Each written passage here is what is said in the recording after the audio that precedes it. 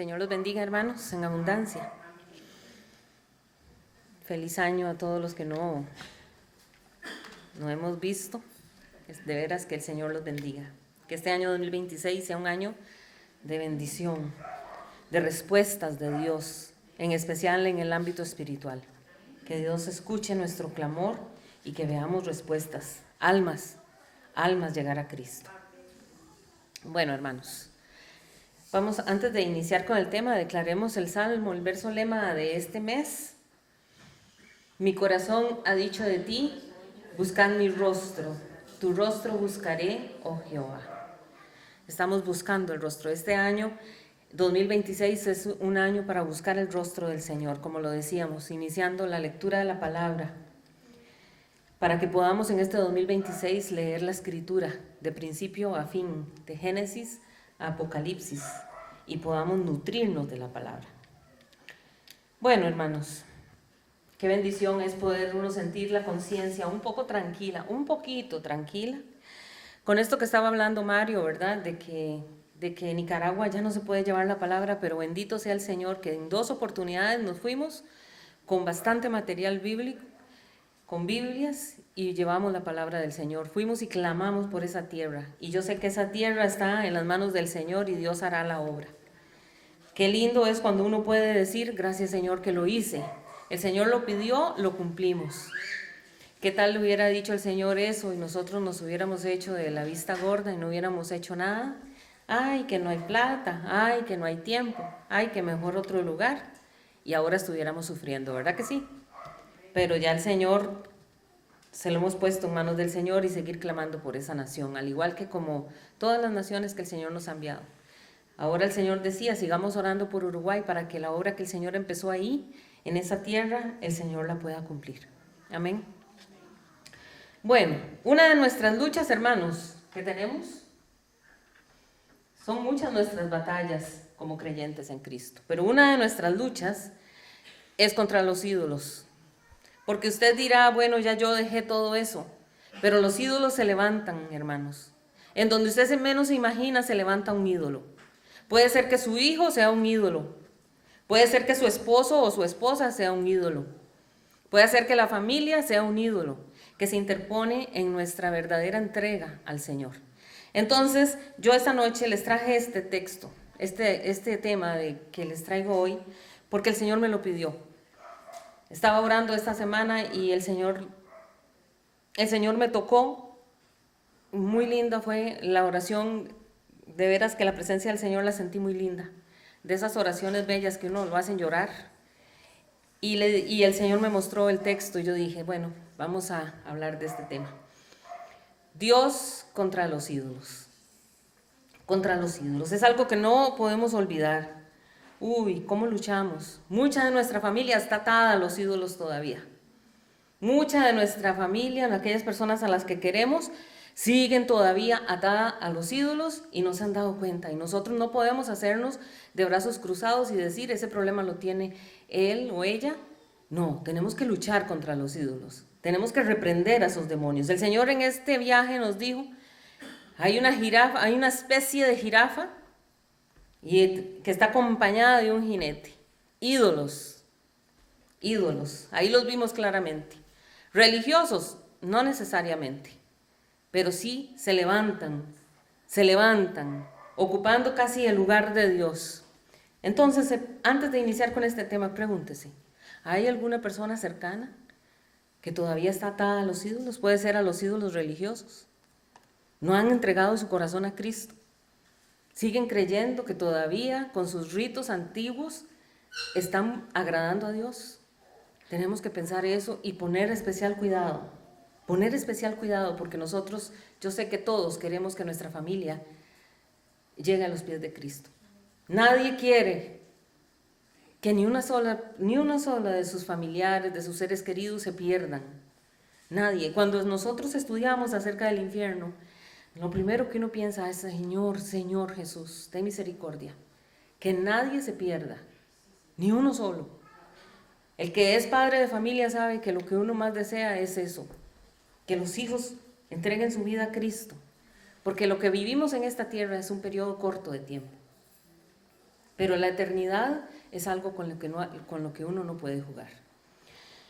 Entonces, vamos hoy a hablar acerca de los ídolos. Yo los invito para que busquen la primera carta a los Corintios, capítulo 10, el versículo 14.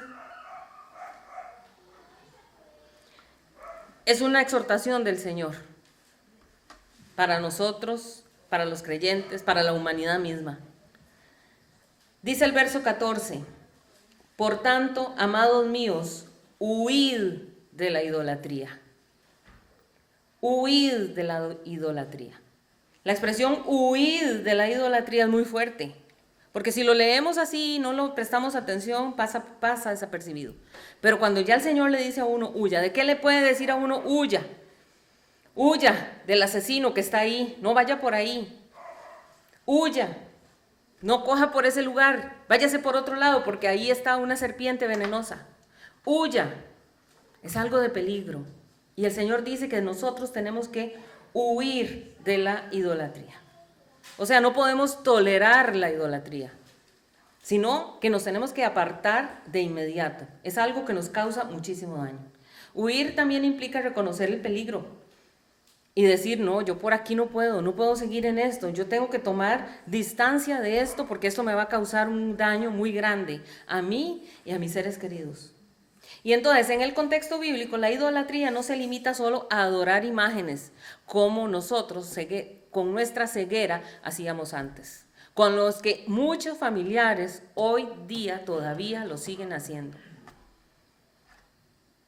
Pero no solamente la idolatría es eso, sino también poner cualquier cosa o cualquier persona en el lugar que solamente le corresponde a Dios. ¿Cómo qué? Como el poder, como la plata, la economía, como los placeres, personas. Incluso, déjeme decirle que idolatría es poner nuestra propia voluntad por encima de la de Dios. Entonces ahora sí ya se pone más seria la situación, ¿verdad? ¿Y a quién le está diciendo Pablo esto? A la iglesia de Corinto. O sea, Pablo le está dando esta palabra a cristianos. No se la está diciendo a inconversos. Y uno se asombra, porque se supone que ellos son cristianos. ¿Qué tenían que ver ellos con la idolatría? Bueno, sí tenían mucho que ver, puesto que vemos a Pablo diciendo, huyan de ahí, huyan de la idolatría. Versículo 19. ¿Qué digo pues? ¿Que el ídolo es algo? ¿O que sea algo lo que se sacrifica a los ídolos? Entonces aquí Pablo está confrontando a los corintios, porque en Corinto se celebraban unas fiestas que se llamaban las competencias ídmicas. Así se llamaban esas fiestas. Y esas fiestas se celebraban cada 2 años. O sea, podemos decir que eran como lo que nosotros conocemos hoy como Juegos Olímpicos, para que ustedes me entiendan. Pero dentro de esas fiestas hacían festivales de adoración a ídolos. Y todo lo que estaba ahí había sido ofrecido a los ídolos. Entonces dice Pablo, ¿el ídolo es algo? No, de ninguna manera. Versículo 20. Antes digo, dice Pablo, antes digo que lo que los gentiles sacrifican, a los demonios lo sacrifican, y no a Dios. Y no quiero que vosotros os hagáis partícipes con los demonios. Esta palabra es para nosotros hoy todavía, hermanos. Entonces, los corintios llevaban sacrificios a sus ídolos, y él les dice, ese ídolo no es nada. Si usted se queda viendo un ídolo, ubiquémonos, ¿qué pensamos como ídolo? Un pedazo de yeso con forma, un trozo de madera que tiene forma, una piedra. En sí no es nada. ¿Por qué? Porque si usted la agarra y la deja caer, se quiebra. Porque no puede hacer absolutamente nada. La misma escritura dice, tienen manos, pero no pueden ellos tocar nada. Tienen pies, ellos no pueden caminar, los tienen que llevar. Tienen ojos y no ven. El ídolo en sí no es nada. El problema con ese ídolo es que detrás de ese ídolo hay un demonio, hermanos. Hay un demonio. Y eso sí es preocupante. Detrás de esas prácticas hay fuerzas espirituales que son contrarias a Dios. Y Pablo quiere dejar claro que la idolatría no es una práctica que sea neutral, no es algo de qué malo tiene, qué malo deje que siga ahí postrándose, deje que siga pidiéndole, nada malo le está haciendo a nadie. Ay, hermanos, pero si entendiéramos que son situaciones que están atentando contra Dios mismo, hay que prestar mucha atención. La idolatría no queda así nomás. No es un juego que pasa desapercibido, trae consecuencias serias. Y externamente puede parecer solamente como un rito, ¿verdad? O algo cultural. Es que en tal pueblo se hace esta fiesta y se celebra esta situación. Y en otros pueblos no es así, pero es de otra forma, con otro tipo de nombre. Pero en sí es lo mismo. Espiritualmente implica comunión con algo que se está oponiendo al Dios verdadero. Uy, y eso es fuerte. Por eso yo digo, hoy es noche, no para nosotros, hermanos, porque gloria al Señor, nosotros ya muchas de esas cosas ya las soltamos, bendito sea el Señor, nuestras vendas se cayeron. Pero hermanos, hay gente muy cercana a nuestra que todavía tiene esas prácticas. Y entonces aquí se subraya que la relación con Dios es un Dios celoso, y eso lo sabemos todos. Y Dios exige exclusividad. Él es el único Dios verdadero y a Él no le gusta, no le agrada que la gente esté rindiendo culto a otra cosa que no sea Él. No se puede servir a Dios y al mismo tiempo involucrarse en prácticas que lo niegan o que sustituyen a Dios. ¿Cómo podemos nosotros creer que Dios se reduce a una cosita hecha por manos de hombres? No podemos caer en ese error. Y cuando las personas comienzan a venerar esas imágenes, a rezarle, a presentarles ofrendas inclusive, a llevarles flores, le están haciendo eso no a esa pieza, le están haciendo eso al demonio que está detrás. Y es difícil que la gente logre entender eso. Pero si nosotros conocemos la verdad, tenemos que luchar contra eso. Tenemos que luchar. A ídolos. Y detrás del ídolo está un demonio. Porque el Señor nos dice a nosotros, vayan donde está ese jinete, vayan donde está esa jirafa. Porque detrás de ese jinete, que después lo pudimos entender, porque todo Uruguay gira alrededor de ese jinete. Todo, donde quiera que usted vaya, y los que fuimos no me dejan mentir, todo gira alrededor de eso, detrás de ese jinete que usted ve, qué linda obra, qué buen escultor el que hizo esa escultura, extraordinaria.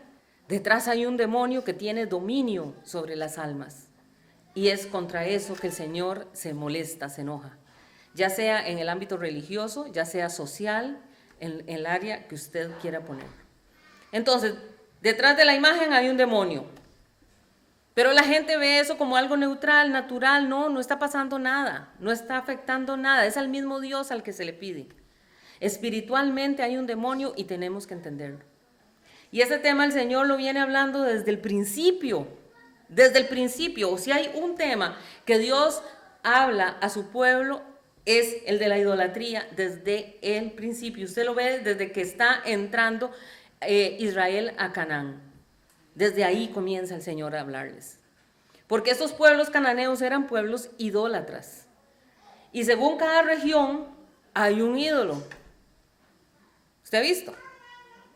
Se supone que es el mismo ser, pero con diferentes nombres en donde quiera que usted vaya. Ya es algo rarísimo, porque a veces es una misma persona y tiene 100 nombres diferentes. Y le rinden diferentes cultos. Es algo que ni ellos mismos entienden. Y entonces, hay regiones, por ejemplo, donde se adoraba a los Baales. Otra región de Canaán se adoraba a Astoret o Astarte. Y así sucesivamente, habían diferentes dioses en Canaán, diferentes ídolos, pero todos esos ídolos, detrás de cada ídolo había un demonio que tenía atado a todas las personas de ese lugar. Por eso se conoce como las patronas o los patrones. Santo patrón. ¿Por qué patrón? Porque él es el dueño. Él se apodera espiritualmente de esas regiones. Entonces, estos ídolos, de acuerdo al tiempo histórico, van cambiando de nombre, van cambiando de forma, pero son los mismos demonios. Por ejemplo, en esa época estaba Baal, Acera, Astarte. Luego, más adelante, en otras regiones, cuando entran otros pueblos a gobernar, ya cambian de nombre, pero siguen siendo los mismos demonios. Entonces usted oye a Hércules, a Zeus, a Afrodita. Y así ellos iban cambiando los nombres según la cultura. Según su cultura se cambiaba. Por eso aquí nosotros no oímos hablar de Baales, ni de Astarte, ni de Astoret, sino que ya usted oye San tal, San cual, San este y San aquel.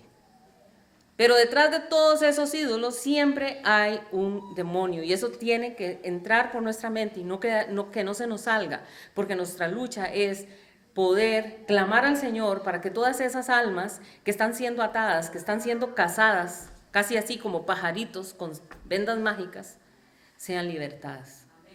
Y un ídolo de esa época era Dagón. Dagón, ya yo les he hablado de este demonio Dagón, ¿verdad? Y vuelve a aparecer nuevamente Dagón. Dagón era un ídolo, era un dios que de la cintura para abajo era un pez y de la cintura para arriba era un hombre. Esa era la figura que tenía Dagón. Ahora, detrás de Dagón, ¿qué había? Un demonio de alto calibre, ¿verdad? De alto rango. Entonces los filisteos o los fenicios, ellos se movían encomendándose siempre a Dagón. ¿A qué les suena eso? O sea, los ejércitos salían a pelear, tenían una guerra, pero antes de salir, antes de irnos, vamos a encomendarnos a Dagón. Porque Dagón era el dios principal del panteón filisteo. Y cuando se habla del panteón filisteo, eso significa que era el principal, pero no era el único, porque esta gente tenía muchísimos dioses, pero el principal de ellos era Dagón. Dagón es un demonio que todavía hoy tiene mucho poder.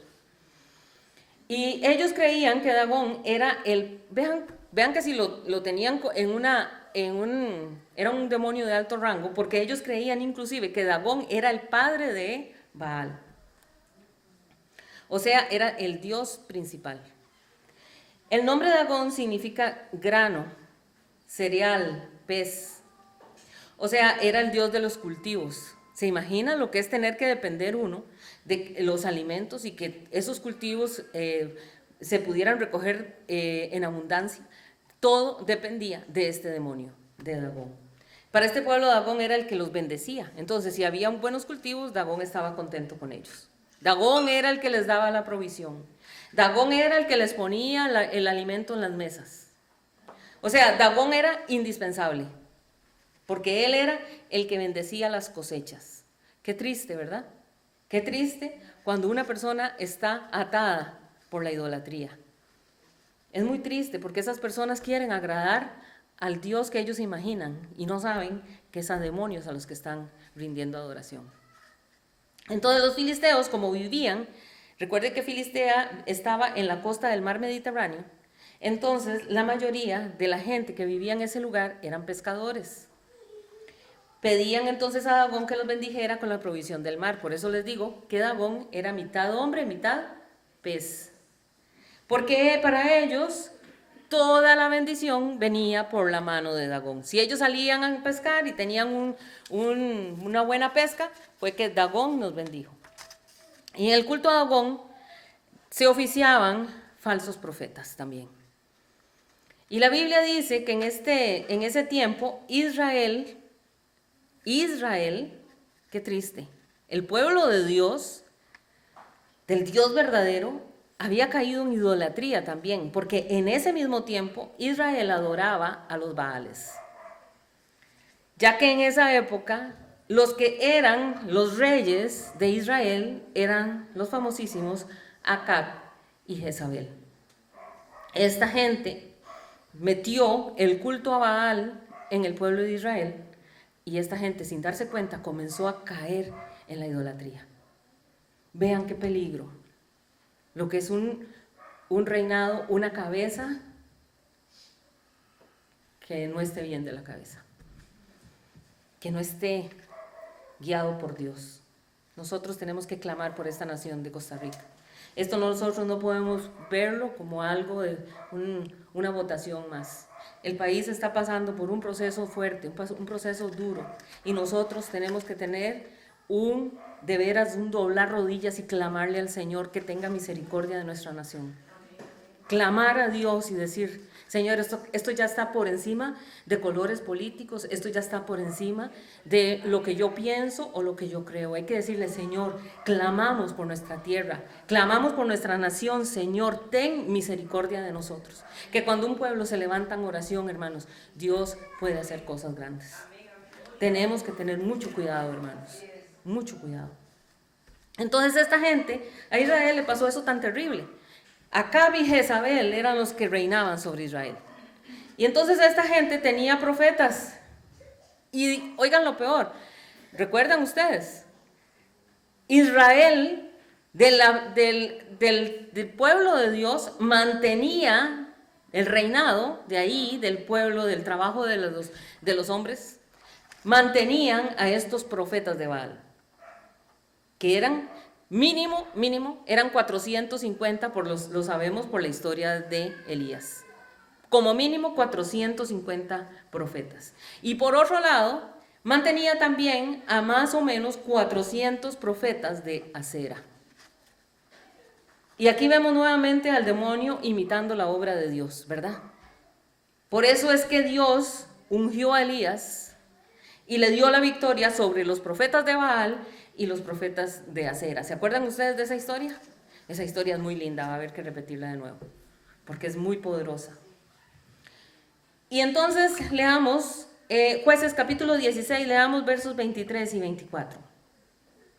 Entonces los principales de los filisteos se juntaron para ofrecer sacrificio a Dagón, su dios, y para alegrarse, y dijeron: nuestro Dios entregó en nuestras manos a Sansón, nuestro enemigo. Y viéndolo el pueblo, alabaron a su Dios diciendo: nuestro Dios entregó en nuestras manos a nuestro enemigo. ¿Cuál era el Dios que estaban hablando aquí? Dagón. Ellos dicen: nuestro Dios entregó en nuestras manos a nuestro enemigo y al destruidor de nuestra tierra, el cual había dado muerte a muchos de nosotros. Y comenzaron a alabar a su Dios. Y en este versículo 23, los principales de los filisteos se reúnen para darle todo el honor y atribuirle al su dios Dagón una victoria que en realidad no venía de él.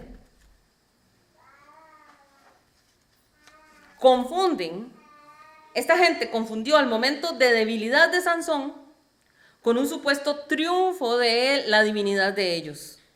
Y ellos por un momento creyeron que Dagón era mayor, era superior al Dios Jehová de los ejércitos. Y esta celebración y este sacrificio revela cómo el ser humano tiende a dar gloria a falsos dioses cuando tiene una aparente ventaja. Ay, es que suelta cualquier cosita y usted ve, entregan todo, sin ni siquiera pensar. Hay una celebración que se hace todos los años en este hermoso país, que por cualquier cosa mínima, la gente se vuelca, sin ni siquiera analizar, a darle honor a una piedra que no es el Dios verdadero. Y es muy triste, porque con lo mínimo, con migajas, se sienten felices creyendo que su Dios fue el que hizo eso. Y quitan el honor al único Dios verdadero que merece todo honor y gloria. Entonces el pueblo entero estaba alabando a su Dios y lo proclaman como el vencedor. Dice, acabamos de leer, dice: Él es el vencedor sobre su enemigo. Y llaman a Sansón, ¿vieron cómo les dicen? A Sansón le dicen: el destruidor de nuestra tierra. Aquí resaltan un resentimiento que tenían acumulado de ellos grandemente, ¿verdad? Y le atribuyen toda la victoria al ídolo. que no tiene ningún poder real. Y entonces aquí se evidencia cómo la idolatría distorsiona la interpretación de los hechos, ¿verdad? Cómo la idolatría agarra y dice, es que esto hizo. Tal vez clamaron al Señor, pero de pronto clamaron a la piedra. Pero la piedra fue la que respondió. Distorsiona todo, porque Él siempre va a buscar tener todo el protagonismo y toda la adoración.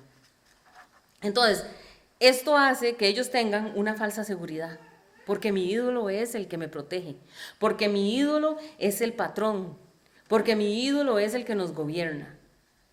Y ahora ahora hay que entender que esta gente estaba tanto en Gaza como en Asdod, estaban los filisteos. Y estos nombres son importantes porque Asdod significa fortaleza y Gaza significa fuerza. Oigan esos nombres. Y esta gente, los filisteos, estaban enfrentándose. Su enemigo visible era Sansón. ¿Y cuál era el don que tenía Sansón? La fuerza. ¿Y cómo les dije que se llama Gaza? Fuerza. Entonces Dagón lo que quiere es anular lo que el Dios da. El don que Dios da, el demonio lo quiere anular. Y con su fuerza dominó la fuerza de Sansón. Entonces ahora tenemos que entender que la fuerza de Sansón no estaba tampoco, ya lo habíamos comentado una vez que hablamos de Sansón, su fuerza no estaba en el pelo largo, sino que eso representaba su nazareato, o sea, su consagración. En su tiempo de consagración, Dios estaba con él. Mientras él caminaba con el Señor estaba con él y su fuerza no se apartaba. Pero al dejar de estar consagrado, perdió el poder que había sido dado por el Espíritu Santo. Entonces los siervos de Dagón, obviamente, lo capturan y lo llevan a su tierra. Y cuando hacen esto, tienen al enemigo, tienen al que había destruido a tantos de nosotros. Entonces hacen un fiestón. Esta gente hace una gran fiesta y comienzan a celebrar porque su Dios Dagón les había entregado a su enemigo. ¿Y qué es lo que hace este demonio entonces? Viendo este análisis, ¿qué es lo que le gusta hacer a Dagón? Bueno, Dagón le gusta generar cautiverio. El Señor había puesto en Sansón un don, pero ahora, al irse la presencia del Espíritu Santo en la vida de él, es cautivo y el don deja de fluir. Otra cosa que hace Dagón es generar muerte, genera destrucción familiar. Y el enemigo quiere impedir que en la casa suya haya unidad. El enemigo va a querer siempre luchar para que en su casa no se mencione el nombre de Jesucristo. El enemigo va a querer que en su casa no se escuche una sola oración al Dios verdadero. Sépalo, el diablo eso es lo que está deseando. Que sus hijos crezcan sin la guía del Espíritu Santo. Que sus hijos crezcan creyendo que pueden buscar a Dios postrándose ante una piedra, postrándose ante un pedazo de madera o un pedazo de yeso. Eso es lo que quiere el diablo. Que no busquen al Dios verdadero, sino que se sientan complacidos siguiendo migajas. Ahora, vámonos para el primer libro de Crónicas, capítulo 10, versículo 8.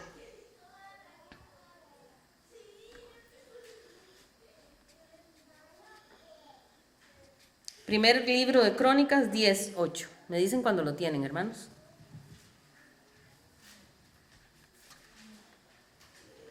¿Listo? ¿Todavía no?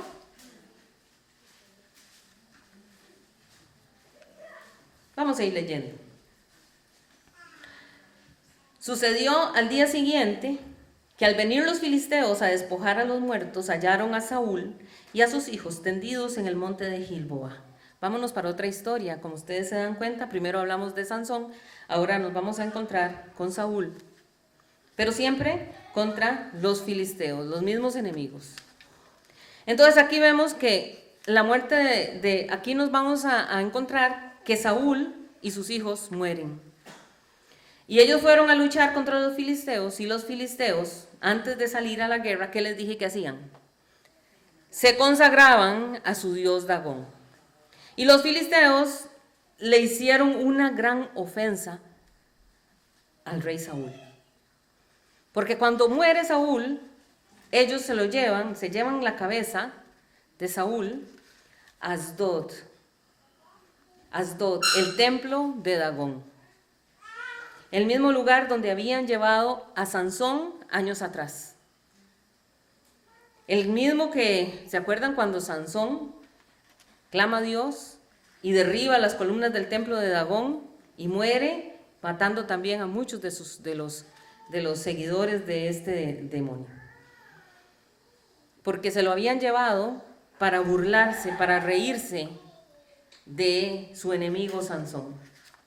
Entonces, en este texto, se llevan la cabeza y las armas de Saúl para ese mismo lugar. O sea, esta estrategia no fue como repentina, no fue por casualidad, no. Es el resultado de un proceso de desobediencia. Hay que entenderlo. ¿Por qué cae Saúl? Saúl no fue que murió, pobrecito, porque lo mataron y él estaba inocente. No, ya venía un proceso de declive espiritual.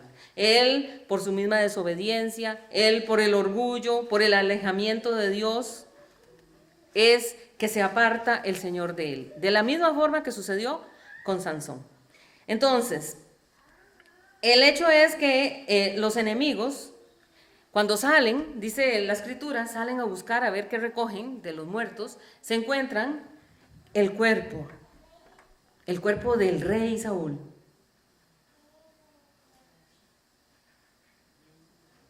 Y dicen, uy, wow, esto es importante.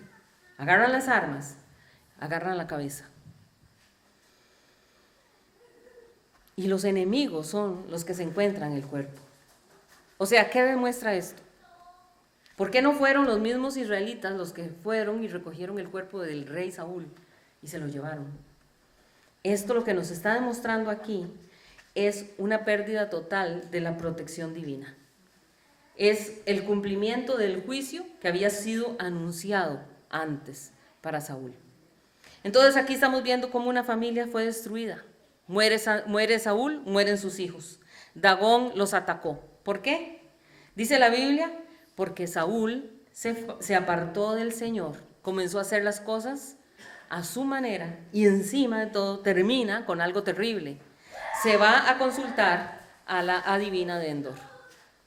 Entonces ahí es cuando ya definitivamente la presencia del Señor se aparta. Y es que el asunto es que nosotros mismos le damos a veces lugar al diablo. De la misma forma que lo hizo Saúl, muchas veces nosotros actuamos igual. Comenzamos a hacer cosas que sabemos que no están del agrado del Señor, permitimos cosas que sabemos que no están bien y nos quedamos callados porque tal vez es mejor no discutir, no decir nada, llevo la fiesta en paz. Pero nosotros tenemos que entender que contra el enemigo nosotros no le podemos dar ni un pequeñito espacio, porque él siempre después se va a aprovechar y terminará burlándose de nosotros, arrancándonos la cabeza y llevándola como trofeo para el demonio. Versículo 9.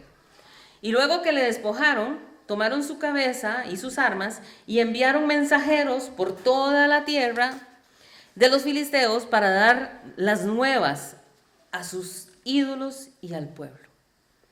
O sea, fue un fiestón. Ese fue lo mayor, lo máximo. Y entonces el enemigo viene y despoja la cabeza del rey de Israel. ¿Por qué la cabeza? ¿Por qué era tan importante? Porque la cabeza representa autoridad. Y Dagón le encanta arrebatar la autoridad. Uy, los hombres. Que el Señor proteja a todos los hombres, a toda cabeza de hogar.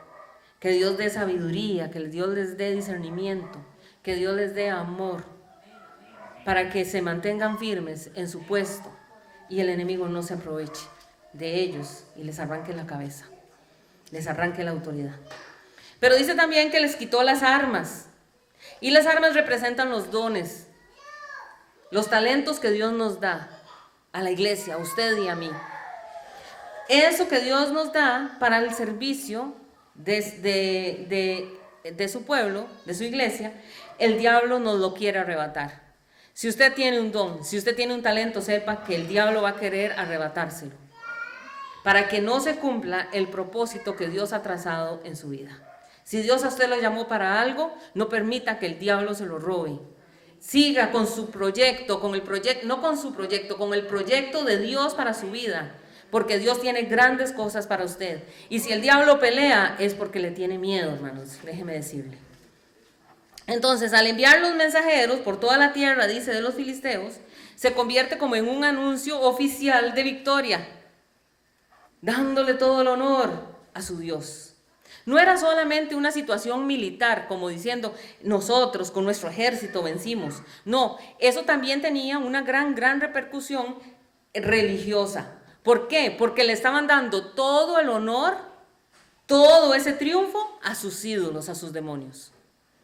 Para ellos la derrota de Saúl confirmaba eso. Según su creencia, estaba diciendo, nuestro Dios, Dagón, es superior al Dios de Israel. Por eso hoy declaramos, hermanos, que todo aquello que el diablo ha venido a arrebatarnos, todo eso que nos ha querido arrebatar, nosotros lo recuperamos en el nombre de Jesucristo. Amén.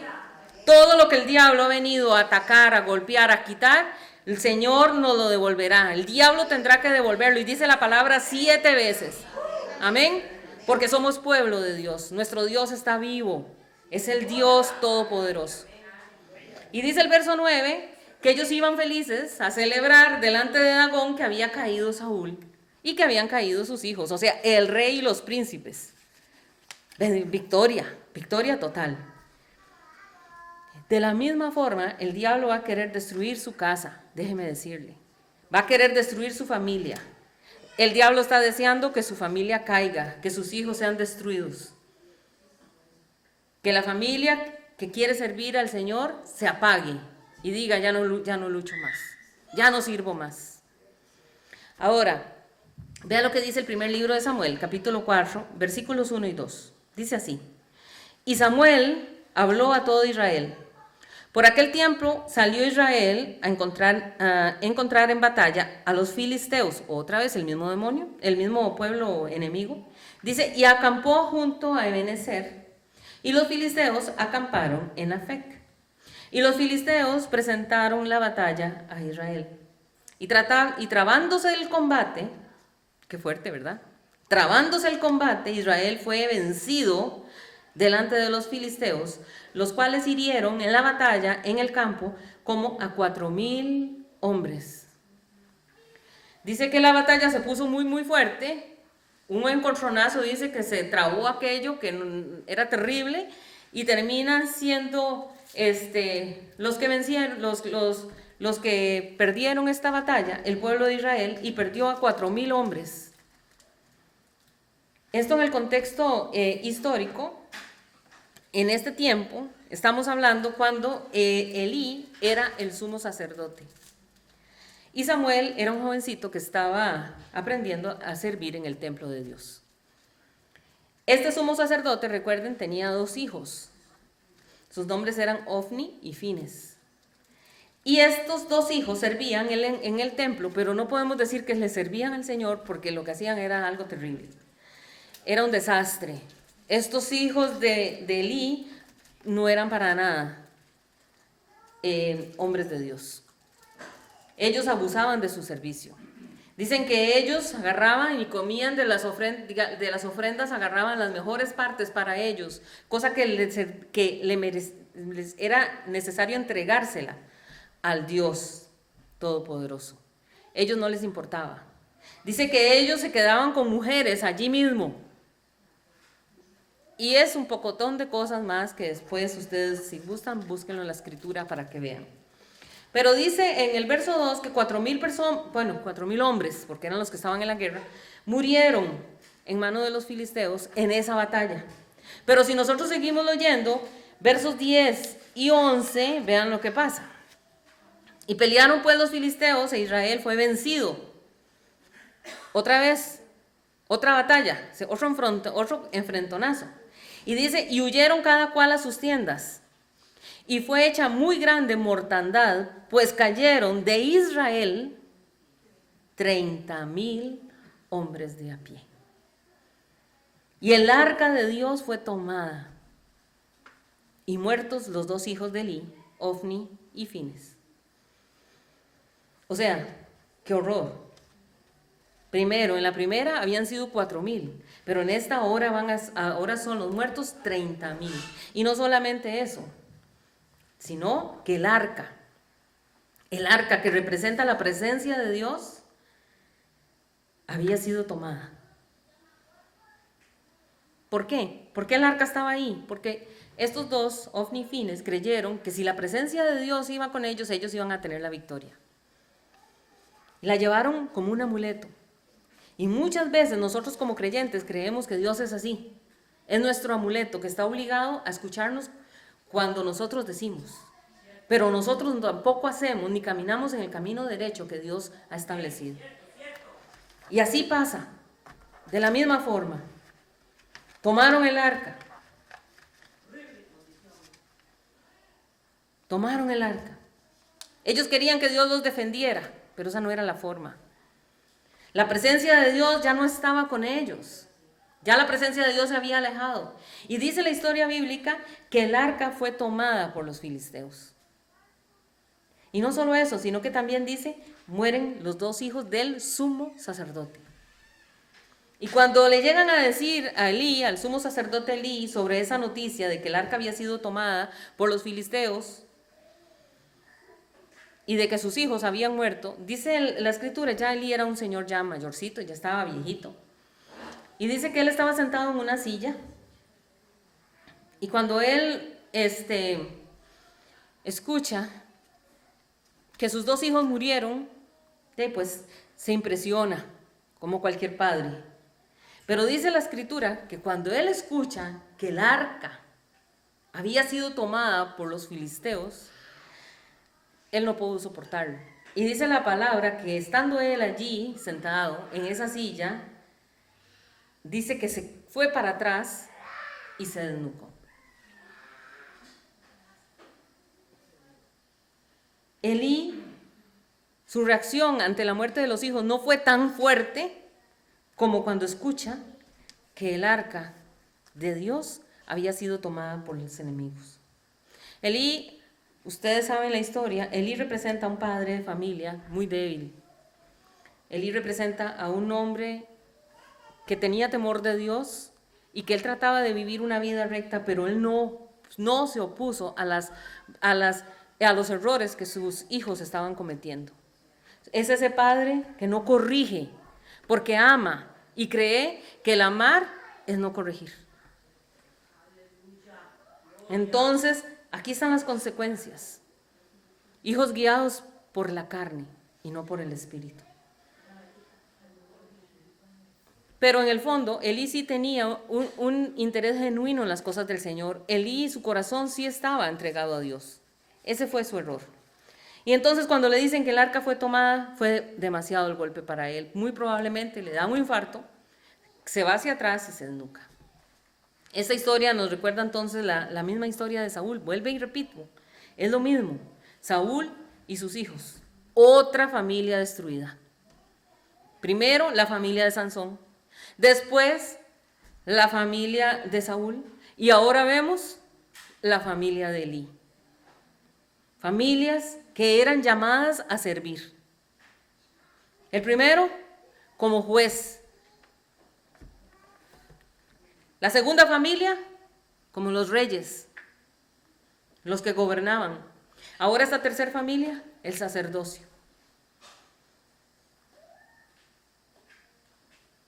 Y aquí vemos a Israel huyendo, ¿verdad? ¿Y cuántos de nosotros a veces hemos querido salir corriendo, verdad? A veces se nos viene una prueba tan grande que uno dice, Dios mío, yo deseara como desaparecer. Yo deseara como salir corriendo.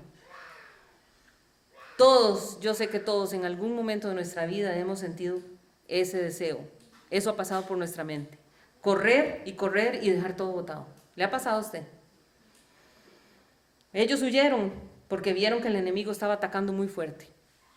porque espiritualmente este demonio Dagón venía contra ellos con toda su fuerza. Y el pueblo de Israel no tuvo lo suficiente fe en Dios, porque dice en su palabra, porque la palabra del Señor nos dice a nosotros y nos recuerda, porque no nos ha dado Dios espíritu de cobardía, sino de poder, de amor y dominio propio. Amén. El Señor nos proveyó a nosotros ¿con qué? Con un espíritu que no es cobarde, con un espíritu, dice que nos dio poder, amor y dominio propio. Y el cristiano sabe que mayor es el que está en él que el que está atacando. Amén. Pero ellos se asustaron y salieron corriendo y dijeron, se está muriendo mucha gente, vámonos, corramos. Y es que los demonios no tienen ninguna misericordia. Nunca encontrará usted a un demonio que tenga misericordia. Ellos arrasan con todo. Y si nosotros le abrimos una puerta, el diablo entrará con todo. Con todo. Pero nuestro Dios es muy, muy respetuoso. El Señor dice, yo estoy a la puerta y llamo. Y si alguno oye mi voz y abre la puerta, yo entraré y cenaré con él. Entonces, ¿cómo fue derrotado el poder de Dagón? Porque cada tiempo los filisteos atacaban. ¿Vieron cómo? Viene una guerra con una gente, viene una guerra, pero siempre eran los filisteos atacando a Israel. Pero es hermoso cómo fue derrotado por la misma presencia de Dios. Primer libro de Samuel, capítulo 5, versículo 1 dice, cuando los filisteos capturaron el arca de Dios, la llevaron desde Ebenezer a Asdod. Entonces, ellos agarran el arca de Dios y se lo llevan a Asdod. Y recuerden, Asdod significa fortaleza. Gaza era fuerza. Asdod, fortaleza. Porque recordemos que la palabra Asdod eso significa. Entonces ellos creían que Dagón era más poderoso que Jehová de los ejércitos, nuestro Dios. Y nosotros tengamos siempre esto presente, que nuestro Dios es poderoso, hermanos. Nuestro Dios es poderoso y no hay nada ni nadie mayor que Él. Amén. No hay problema que sea más grande que nuestro Señor. Y no hay demonio que sea más grande que nuestro Señor. Amén. Versículo 2, y tomaron los filisteos el arca de Dios y la metieron en la casa de Dagón y la pusieron junto. Uy, qué error. Vamos a leerlo de nuevo. Y tomaron los filisteos, oiga qué atrevimiento, el arca de Dios y la metieron en la casa de Dagón y la pusieron junto a Dagón. En pocas palabras fue como que dijeron, vea Dagón, aquí te traemos, mire, este es el trofeo, aquí está tu victoria sobre este Dios de los hebreos, que todo el mundo decía que era tan carga. Aquí está Dagón, te lo traemos, aquí traemos el trofeo. Porque recordemos, ¿qué hay detrás de cada ídolo, hermanos? ¿A quién le estaban entregando esa victoria? Al demonio. Y si analizamos, el demonio que estaba detrás de la imagen de Dagón sabía, oigan, la imagen en sí no sabía nada porque era un pedazo de piedra. Pero el demonio que estaba atrás sabía perfectamente a quién habían traído a su templo. ¿Se imaginan el reino espiritual? ¿Cómo estaba el demonio que estaba detrás de la imagen de Dagón al ver que estaba entrando el arca de Dios que representaba la presencia del Dios verdadero? Piense, este demonio sabía que el que estaba ahí era Jehová de los ejércitos, el Dios de Israel. Y seguramente estaba en ese momento temblando ante la presencia del Dios Todopoderoso. ¿Cómo estaba ese demonio? Imagínense. Pero los filisteos felices. Ellos creían que su Dios era mayor y más poderoso, tan grande que había vencido al Dios de los hebreos. Versículo 3. Y cuando el siguiente día los de Asdod se levantaron de mañana, he aquí Dagón postrado en tierra delante del arca de Jehová. Y tomaron a Dagón y lo volvieron a su lugar. O sea, Dagón estaba tirado frente al arca de Jehová. Estaba postrado en tierra delante del arca de Jehová. Y eso no fue un accidente. Esa postura, el hecho que se lo hayan encontrado así, postrado, sometido, derrotado, no era un accidente. Porque en la mentalidad antigua, caer rostro en tierra, usted lee cuando dice la escritura, y cayó rostro en tierra, es la mayor acción que usted puede hacer de rendición y de adoración. Cuando uno cae rostro en tierra delante de la presencia del Señor. Así le pasó a Dagón. Pero ellos no entendieron. No entendieron lo poderoso que es nuestro Dios. Cómo había sometido a ese demonio que tuvo que caer postrado.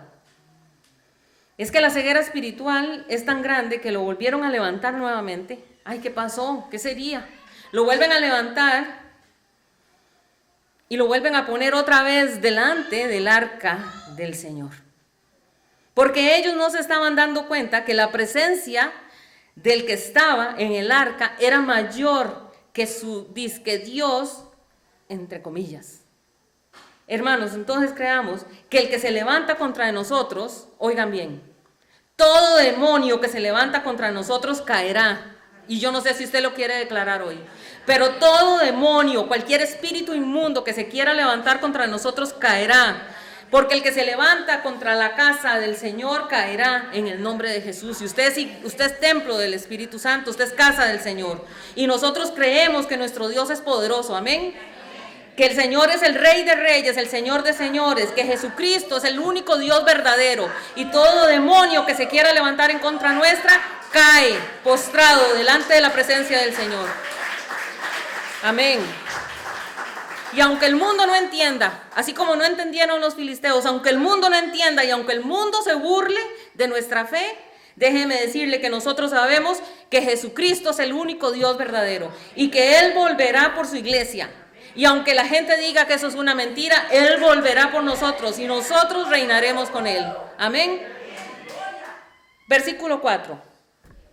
Y volviéndose a levantar de mañana, al siguiente día, he aquí que Dagón había caído nuevamente, dice, postrado en tierra delante del arca de Jehová.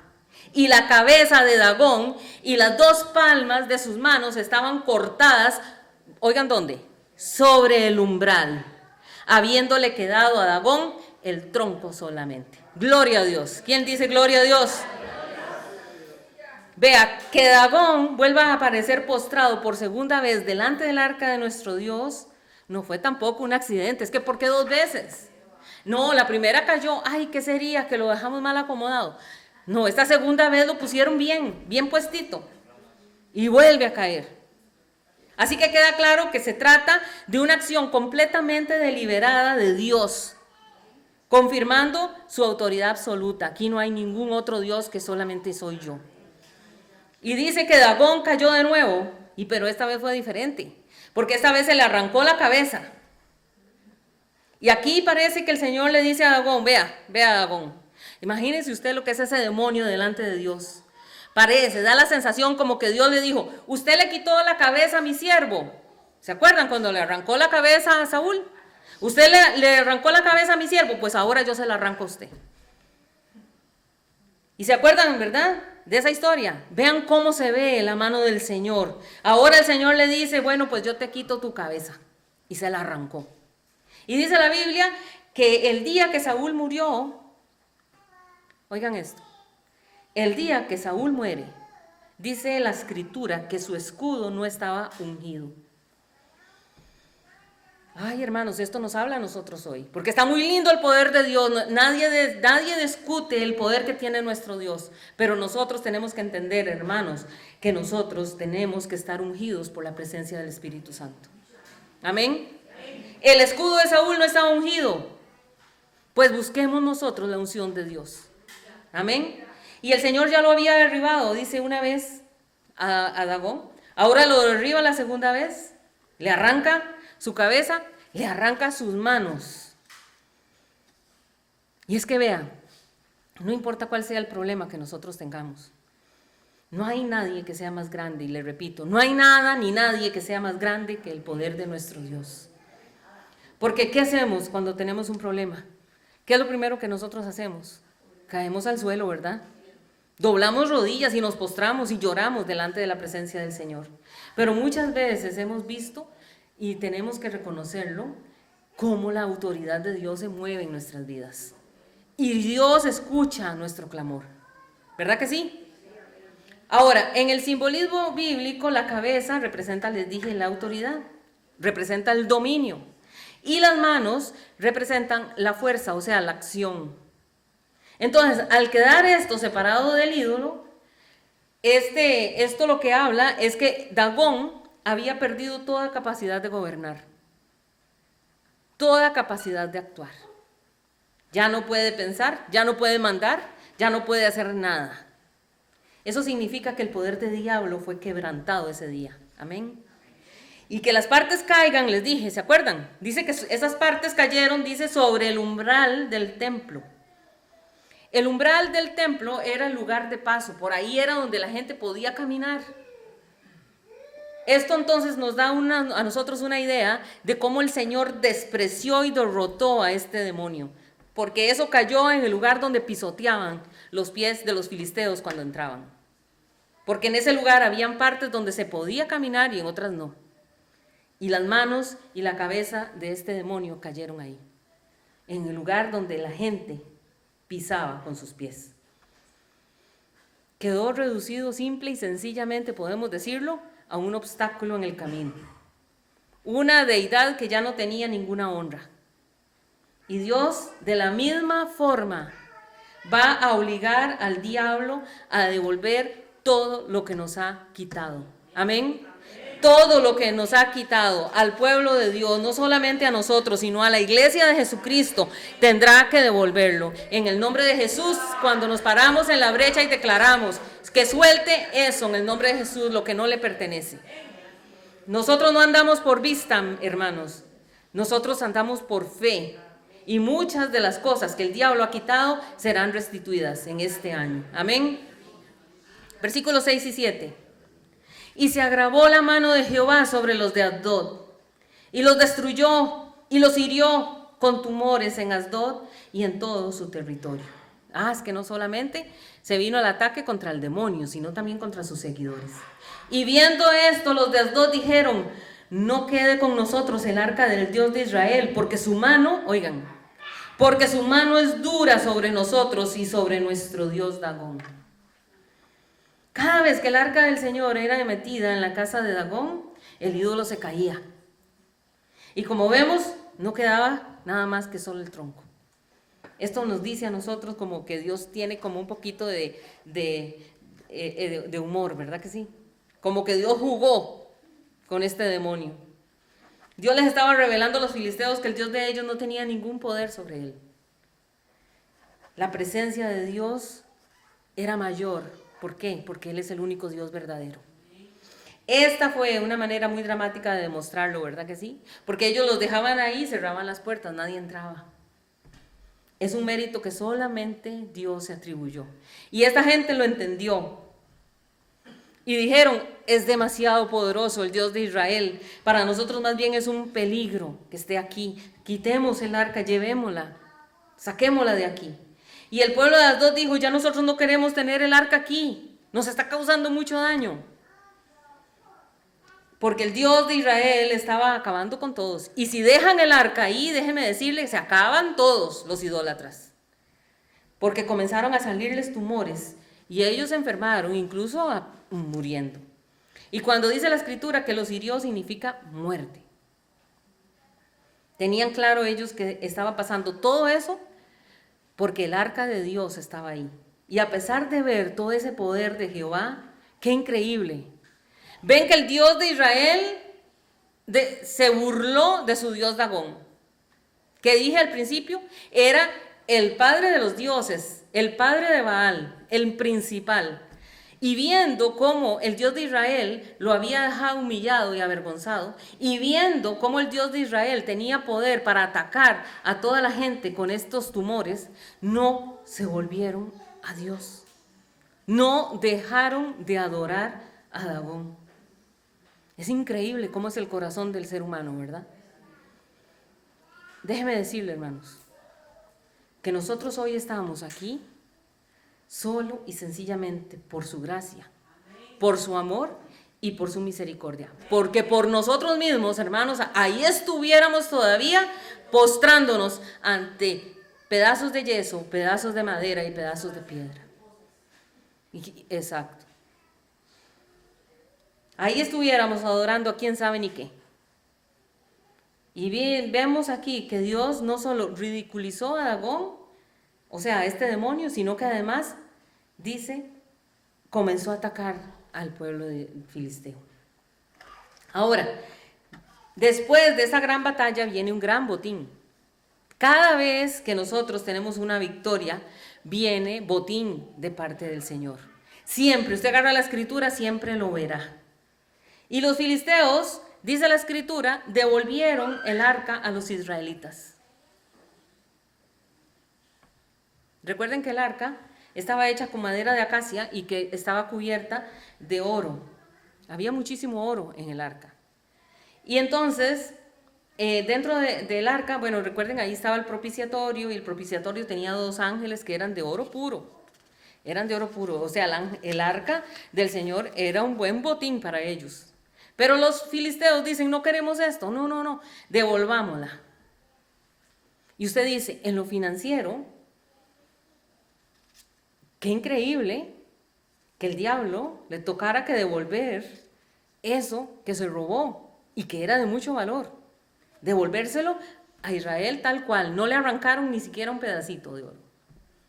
Pero el arca también significa la presencia de Dios. Y muestra aquí el arca la comunión con el Señor. Tal vez en nosotros, hermanos, haya bajado nuestra comunión con el Señor. Tal vez dejamos de buscar la presencia del Señor, ha mermado tal vez un poco nuestra oración, ha mermado tal vez nuestra lectura de la palabra. Pero en esto nosotros podemos ser restablecidos. Amén. Usted está a tiempo, estamos a tiempo.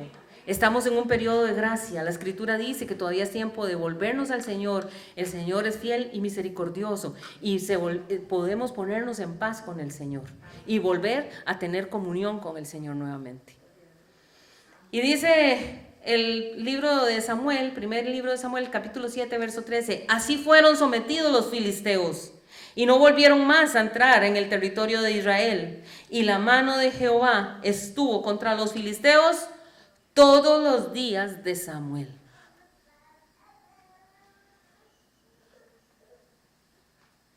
¿Vieron? Dice, no volvieron más a entrar nuevamente en guerra. Es que esta gente, los filisteos eran tercos. Una batalla, otra batalla, otra batalla. Era una peleadera. Y el pueblo de Israel le pide a Samuel que no cese de orar para que Dios los ayude. Y la Biblia dice que hubo unos truenos tan fuertes, que los filisteos salieron corriendo. Entonces, cuando los israelitas vieron que los filisteos estaban huyendo, dice, comenzaron a correr detrás de ellos. Y los vencieron y tomaron el botín.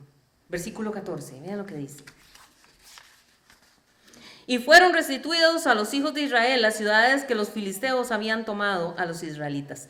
Oiga, recuperaron las tierras desde Crón hasta Gat.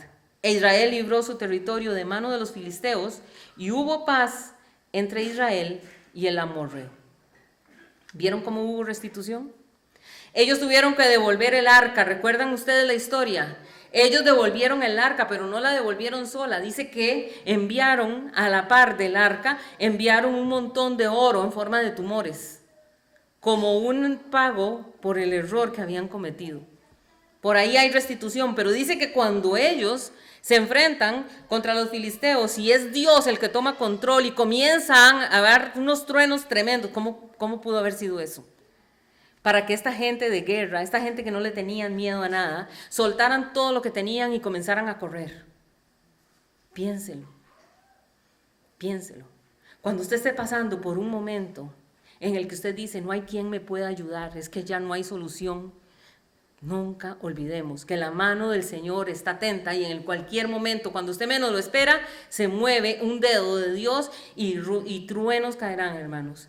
Y Dios escuchará nuestro clamor y vendrá nuestra respuesta. Amén.